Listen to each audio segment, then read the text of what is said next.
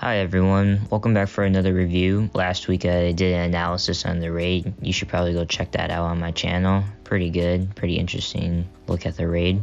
Anyways, this week I decided to review the New Mutants on HBO Max after noticing it was added onto it. And once upon a time in 2017, as a sophomore in the lunchroom watching the trailer, I was excited to see a superhero movie moving in a horror direction because I've never seen this type of thing before, and it seemed like it had a good premise, but it got pushed back a lot, more than once I mean, and finally it got released without any buzz, so it wasn't really heard, or when it even was talked about, it just was bad things. It was directed and written by Josh Boone. It's an installment into the Marvel and Fox X-Men universe, but vaguely mentions them, even though one character's brother is an X-Men, so I was kind of confused if that was just like copyright thing or something. I don't know. It's about these 5 adolescent mutants being treated at a secret institution that will cure them of their dangerous powers. Dr. Reyes being the only staff and doctor there, she tries to do therapy with them by getting to talk about their past. The memories soon become reality as they start to question it, because I guess their memories are horrifying and scary, but not that scary. The cast consists of Game of Thrones Macy Williams, Netflix's Queen's Gambit Anya Taylor-Joy. She's also from Split and Glass, if you've seen the second installment, and Charlie Heaton from Stranger Things. The story centers on Blue Hunt's character. She plays Danny as the mysterious, as the something, I don't even know honestly, something. I was kind of lost when it began at the hospital when she woke up, because that's still technically in the beginning, because it just followed an attack on her reservation, and her dad died right in front of her and all that.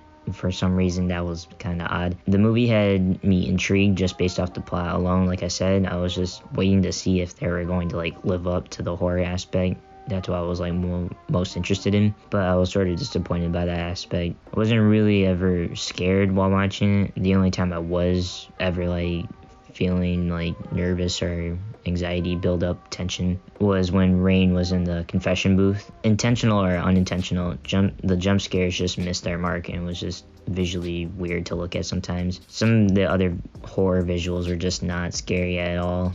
There's just bad CGI. Other than that, I was just kind of bored. They tried to make the characters likable, but instead gave them cliche / boring, and tried to be, and one being mean to everyone for no reason. I was very confused on that aspect. It happens as expected, which isn't a good sign since I got bored overall. A little less with the fight scenes though. I was a little less bored. It didn't take long for me either to figure out the supposed twist. You even had the cliche scene montage of the teens having fun and dancing to music, jumping around. You could have actually saved money by just cutting that out, honestly. I was surprised that the movie was only an hour and a half. At times it did feel like it was rushing to wrap up, I'm not going to lie, but I don't know. I felt like they could have definitely spent more time on it. Actually, Charlie Heaton's character a little more than the rest, and Macy's Williams character as well. Didn't do too bad either. Her backstory was okay. So that goes for Charlie Heaton's character as well. When it got to the final fight, I was actually starting to get into it,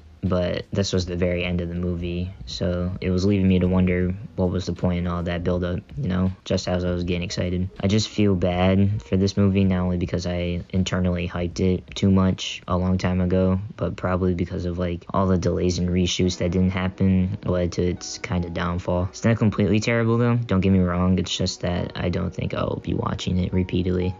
I'll probably just, the only time I will be watching it would be the time I was reviewing it. I'm gonna have to give this one a D rating. It's upsetting because the premise is cool enough for an interested audience, for me just film or Marvel or just superhero genre geeks, but it failed in executing it. It couldn't decide if it wanted to be more of a horror or superhero, so it was either. It just didn't do so well. Its first mistake was that it was PG-13 and not R. I know they could have done R, and they should have done R, especially if they're going this horror direction, and it just had a lot of problems being displayed on screens in theaters, and it just lost its hype. Like I said, it's not completely terrible. It's watchable, but not terrible.